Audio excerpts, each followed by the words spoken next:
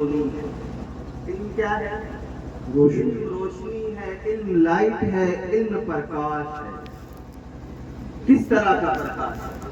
کس طرح کی روشنی ہے؟ یہ علم جو ہے آپ جانتے ہیں جس طرح روشنی میں ہر ایک چیز واضح ہو جاتی ہے، جس طرح لائٹ میں جو ہے ہر ایک چیز کلیئر ہو جاتی ہے، صاف صاف دکھتی ہے، اسی طرح علم ایک ایسی روشنی ہے جس کے ذریعے سے عقل کے تالے کھل جاتے ہیں اور عقل جو ہے صحیح راستے پر کام کرنے لگ جاتی ہے۔ تو یہ ایک علم ایسی روشنی ہے جو عقل کے طبقات کو روشن کر دیتی ہے۔ سبحان اللہ۔ علم وہ روشنی ہے جو عقل کو اور روح کو کیا کر دیتی ہے؟ منور کر دیتی ہے، روشن کر دیتی ہے۔ ایک یہ آپ سمجھیں، ایک یہ ڈیفینیشن یاد رکھیں، علم کیا ہے؟ علم ایک روشنی ہے جو عقل کو جو ہے عقل کے جو تالے ہیں اس کو کھول دیتی ہے۔ سبحان اللہ۔ دوسری چیز کیا علم کیا ہے؟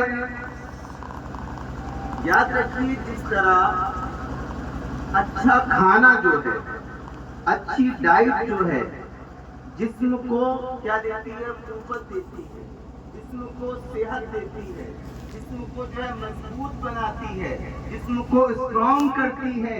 اسی طرح صحیح علم جو ہوتا ہے، اوتھینٹک علم جو ہوتا ہے، وہ عقل کو بھی اور روح کو بھی جو ہے صحیح راستے پر لے جاتی ہے اور عقل کو بھی منور کر دیتی ہے۔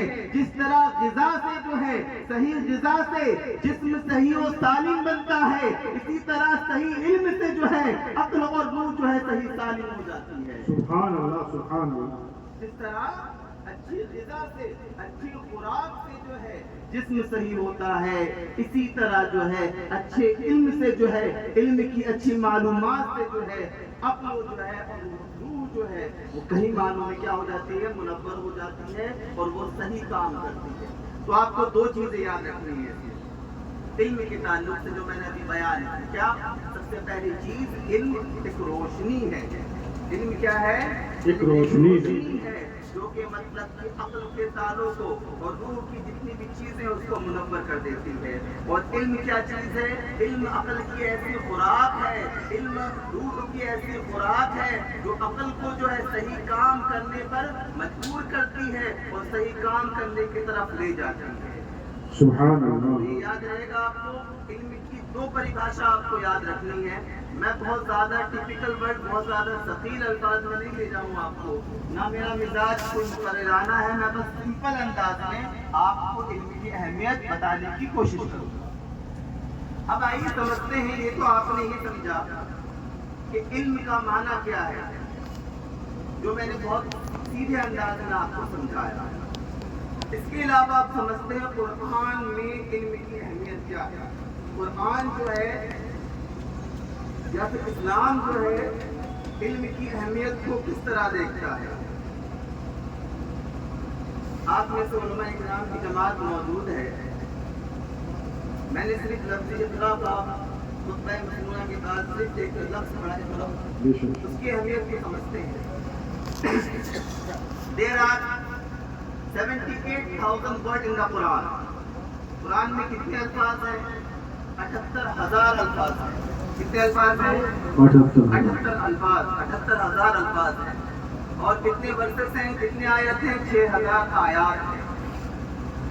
اب ذرا غور کریں اس بات پر، خدا نے جو وحی نازل فرمائی، خدا نے جو اپنے محبوب پر، سید کائنات پر، رحمت للعالمین پر 610 میں یعنی 610 عیسوی میں سب سے پہلی وحی نازل فرمائی، کہاں نازل فرمائی؟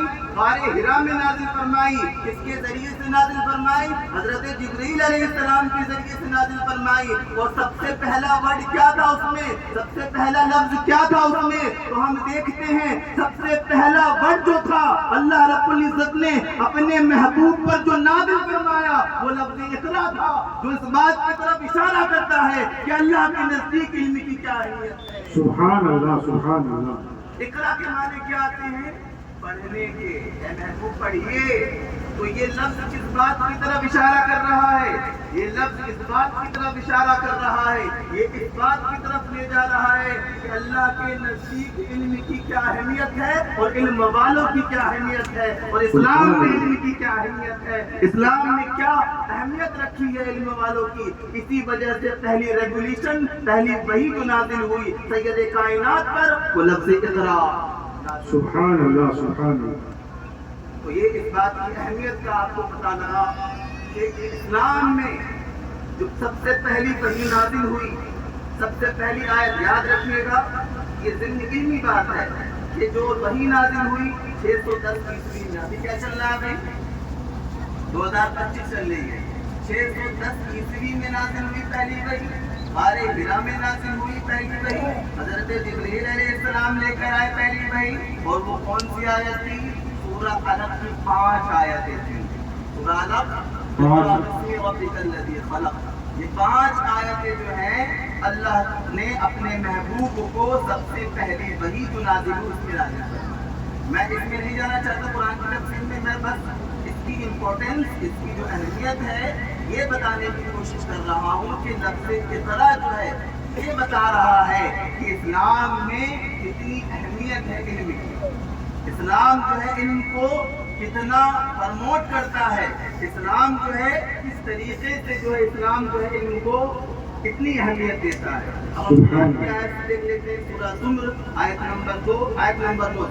آیت نمبر 9 میں کیا فرمایا اللہ رب العزت نے؟ قُلْ هَلْ يَسْتَوِي الَّذِينَ يَعْلَمُونَ وَالَّذِينَ لَا يَعْلَمُونَ۔ کیا فرمایا؟ اے محبوب آپ فرما دیجئے، قُلْ هَلْ يَسْتَوِي الَّذِينَ، کہ جو پڑھے لکھے ہیں اور جو نہ پڑھے ہوئے ہیں، جو بے پڑھے ہیں، جو مطلب کہ پڑھے ہوئے نہیں ہیں، جو نہیں جانتے ہیں، قُلْ هَلْ يَسْتَوِي الَّذِينَ، وہ برابر نہیں ہو سکتے، سبحان اللہ، برابر نہیں ہو سکتے۔ تو قرآن کی سورہ زمر کی آیت نمبر 9 جو ہے اس بات کی طرف اشارہ کر رہی ہے کہ اللہ رب العزت کا اگر کوئی قرب حاصل کرنا چاہتا ہے، اللہ رب العزت کا اگر کوئی قرب حاصل کرنا چاہتا ہے، اگر چاہتا ہے کہ اللہ رب العزت سے جو قرب حاصل ہو، اور اللہ رب العزت نے اس آیت میں واضح فرما دیا کہ علم کے ذریعے سے جو ہے اللہ رب العزت اس کے درجات کو بلند فرماتا ہے۔ سبحان اللہ، علم کے ذریعے سے اللہ رب العزت اس شخص کے درجات کو بلند فرماتا ہے۔ اور یہی وجہ ہے کہ اللہ رب العزت نے سورہ زمر میں فرمایا، کئی آیتیں ہیں اس کے تعلق سے، لیکن ہم جائیں گے نہیں، بہت تفصیل میں نہیں جائیں گے، بس آپ کو ایک آیت قرآن کی، پھر اس کے بعد ہم حدیث کی طرف بڑھیں گے، کیونکہ میرا مزاج ہے کہ پہلے ہم معنی دیکھیں، پھر اس کے بعد قرآن کی طرف دیکھیں، پھر اس کے بعد حدیث کی طرف جائیں، تاکہ جو ہے یہ ترتیب بات جو ہے آپ کو اس چیز کے بارے میں پتہ ہوتا رہے کہ مطلب اس کی اہمیت قرآن میں کیا ہے، اس کی اہمیت حدیث میں کیا ہے۔ تو آپ کو اس آیت سے یقینی اعتبار سے واضح ہو گیا ہوگا کہ اللہ کے نزدیک جو ہے اللہ جو ہے علم والوں کا کیا مقام عطا فرمایا ہے۔ اللہ نے فرما دیا کہ علم والے اور جو علم والے نہیں ہیں وہ برابر نہیں ہو سکتے، جو جاننے والے ہیں اور جو نہیں جانتے ہیں وہ برابر نہیں ہو سکتے۔ تو اس سے کیا پتہ چلا کہ اللہ کے نزدیک اس کا مقام بلند ہے، اللہ اس کے درجات کو بلند فرماتا ہے جو اس کے پاس علم ہوتا ہے۔ سبحان اللہ۔ یہ علم کی اہمیت آپ کو قرآن سے معلوم ہو گئی۔ آگے بڑھے ہو علم کی اہمیت کو، اب یہ تو میں بالکل ابتدائی گفتگو کر رہا ہوں، لیکن ہم تاریخی پس منظر سے بھی دیکھیں گے کہ اسلام کا وہ جو سنہرا دور ہے، جو گولڈن پیریڈ کہلاتا ہے اسلام کا، وہ کون سا رہا ہے اور اس کا سبب کیا رہا ہے، اس کے وجوہات کیا رہے ہیں۔ سب سے پہلے ایک مرتبہ درود شریف پڑھیں، اللہم صلی علی سیدنا محمد علیہ السلام علیہ یا رسول اللہ صلی اللہ علیہ وسلم۔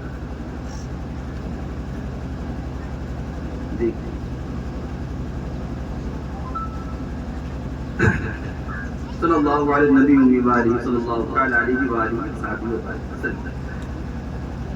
تو علم کی اہمیت کا ہم نے قرآن سے پتہ لگایا کہ علم کی اہمیت کیا ہے۔ اب حدیث کی طرف بڑھتے ہیں۔ حدیث ہے بخاری کی بھی مسلم کی بھی. اس کے راوی کون ہے؟ معاذ بن جبل ہے. معاذ بن جبل کون ہے؟ گورنر آف دا یمن. یمن کے گورنر بنائے گئے. حضور کے دور میں جو ہے یمن کے گورنر جو بنائے گئے، گورنر اس دور میں جو ہے ایک عالم جو بن کے جایا کرتا تھا، وہ تمام سیاسی حالات کو جو ہے، سماجی حالات کو جو ہے دیکھتا تھا اور اس کے حساب سے فیصلہ کیا کرتا تھا. سبحان معاذ اللہ. ابن جبل جو ہے، معاذ ابن جبل جو ہے، اللہ کے رسول صلی اللہ علیہ وسلم نے ان کو یمن کا گورنر بنایا اور ان سے ہی یہ جو معاذ ابن جبل جو ہے وہ یمن کے گورنر رہے. ان سے ہی ایک حدیث مروی ہے. وہ حدیث کیا ہے؟ رسول اللہ صلی اللہ علیہ وسلم نے فرمایا کہ علم حاصل کرو، علم حاصل کرو کہ علم جو ہے دل کے اندر اللہ کے خوف کو پیدا کرتا ہے. سبحان اللہ. یہ خدا کا جو خوف ہے نا، یہ بہت بڑی نعمت ہے. اگر یہ کسی کو حاصل ہو جائے تو یقینی اعتبار سے وہ دنیا میں بھی کامیاب ہے اور آخرت میں بھی کامیاب ہے. سبحان تو اللہ. یہ کس کے ذریعے سے حاصل ہوگا؟ اللہ کا خوف جو ہے کس کے ذریعے سے حاصل ہوگا؟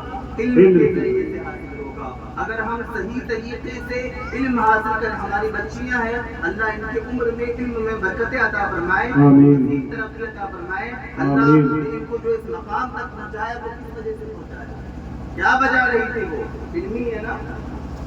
اور بھی تو ان کی جگہ پہ کوئی ہو سکتا تھا، لیکن کوئی نہیں پورے گاؤں میں. لیکن انہوں نے یہ پوزیشن حاصل کی اس وجہ سے، علم کی وجہ سے.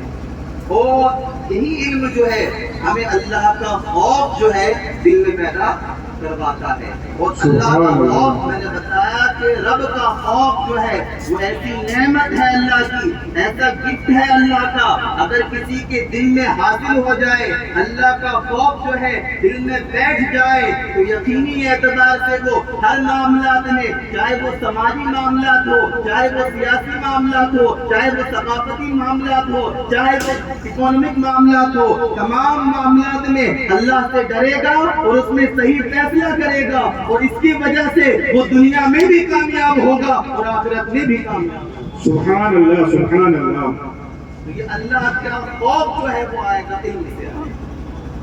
تو یہ آپ کو یاد رکھنا، علم حاصل کیوں کرنا ہے؟ اللہ کا خوف دل میں رکھنے کے لیے علم حاصل کرنا ہے. اسی حدیث کا ٹکڑا ہے کہ اللہ کے رسول نے فرمایا علم حاصل کرو، اللہ کا خوف تمہارے دل میں آئے گا. اور جو ہے یہ بھی فرمایا جو شخص، کسی حد میں مفہوم بیان کر رہا ہوں، میں الفاظ بیان نہیں کر رہا ہوں، میں صرف مفہوم بیان کر رہا ہوں. مفہوم کیا ہے اس حدیث کا؟ مفہوم یہ ہے، ایک تو میں نے بتایا، دوسرا کیا ہے کہ جو شخص علم حاصل کرتا ہے، جو شخص علم کی طلب میں رہتا ہے، تو وہ طلب جو ہے، وہ چاہت جو ہے، وہ اس کا منشا جو ہے، جو علم کو حاصل کر رہا ہے، اس کو اللہ رب العزت نے کیا فرمایا؟ حضور نے جو علم کا طلبگار ہوتا ہے اور اس کی جو چاہت اس کے اندر ہوتی ہے، وہ کوئی معمولی چیز نہیں ہے، بلکہ وہ عبادت میں شامل ہے. سبحان اللہ. سبحان اللہ. یعنی علم کا طلب کرنا، علم کا حاصل کرنا، یہ کیا ہے؟ یہ عبادت ہے. عبادت. اب جب عبادت ہے تو کتنی اہمیت ہوتی ہے. کسی چیز کو اگر ہم عبادت میں شامل کرتے ہیں، کوئی چیز عبادت میں شامل ہو رہی ہے اور ہم شما نہیں کر رہے ہیں، بلکہ سید کائنات فرما رہے ہیں جو شخص جس کا دل علم کا طلبگار ہوگا، جو علم کے لیے نکلے گا، جو علم کا طلبگار ہوگا اور علم میں اپنی زندگی کو گزارے گا، علم حاصل کرنے میں اپنی زندگی کو گزارے گا، تو وہ اس کا جو گزارنا ہوگا، اس کا جو وقت ہوگا، وہ عبادت میں گزارے گا. سبحان اللہ. وہ عبادت میں دے گا. سبحان اللہ. ایک چیز آپ کو، دو چیز یاد رکھنی ہے کہ علم کے ذریعے سے اللہ کا خوف دل میں آتا ہے، علم کے ذریعے سے ہی. اور علم کا حاصل کرنا حضور کے نزدیک جو ہے، حضور علیہ الصلوۃ والسلام نے فرمایا، سید کائنات نے فرمایا، رحمت للعالمین نے فرمایا کہ علم کا جو طلب کرتا ہے جو انسان، اور جو اس کا وقت جو علم میں گزرتا ہے، وہ عبادت میں شامل ہے. سبحان اللہ. سبحان اللہ. حدیث کے تعلق سے آپ نے کیا دیکھا؟ اسی کا ایک ٹکڑا ہے. آگے اس کے مفہوم کو بیان کرتے ہیں حضور علیہ السلام، جس کا مفہوم یہ ہے جو علم میں مباحثہ کرتا ہے، ڈسکشن کرتا ہے آپس میں. یعنی دو شخص ہیں، دو ہیں، تین ہیں، چار ہیں، اب اس کو جو ہے ایک ٹاپک میں ایک موضوع پر اگر وہ گفتگو کرتے ہیں آپس میں، جیسے بچے ہیں کتاب پڑھتے ہیں، رات میں تکرار کرتے ہیں، رات میں گروپ ڈسکشن کرتے ہیں ایک کتاب پر ایک ٹاپک پر، تو وہ جو حصہ ہے نا وہ مذاکرہ جو ہے وہ کیا کہتے ہیں، حضور علیہ الصلوۃ والسلام کہتے ہیں کہ اس ذکر کو جو ہے اللہ کے نزدیک بہت زیادہ جو ہے مقام حاصل ہے. سبحان اللہ. ذکر ہے یعنی وہ جو ڈسکشن ہے وہ مذاکرے میں، یعنی جو صوفیہ مذاکرہ کرتے ہیں اللہ کا ذکر کرتے ہیں، اس میں اللہ کے رسول نے اس کو شامل کیا. سبحان اللہ. سبحان علم میں مباحثہ کرنا اللہ کے ذکر میں شامل ہے. تو اس سے اندازہ لگائیے کہ علم کی کیا اہمیت ہے. بے شک. علم کی کیا اہمیت ہے، علم کی کیا امپورٹنس ہے. یہ اب تک جو گفتگو ہوئی یہ میں نے یہ بتانے کی کوشش کی آپ کو کہ علم کی اہمیت کیا ہے، علم کس طریقے سے کام کرتا ہے، اللہ کے نزدیک علم کی کیا اہمیت ہے، اسلام میں علم کی کیا اہمیت ہے، اور اس کے بعد ہم نے دیکھا کہ حضور نے علم کی اہمیت کو کیا بیان کروایا، اس طریقے سے بیان کروایا. اب ہم یہ دیکھیں گے تاریخی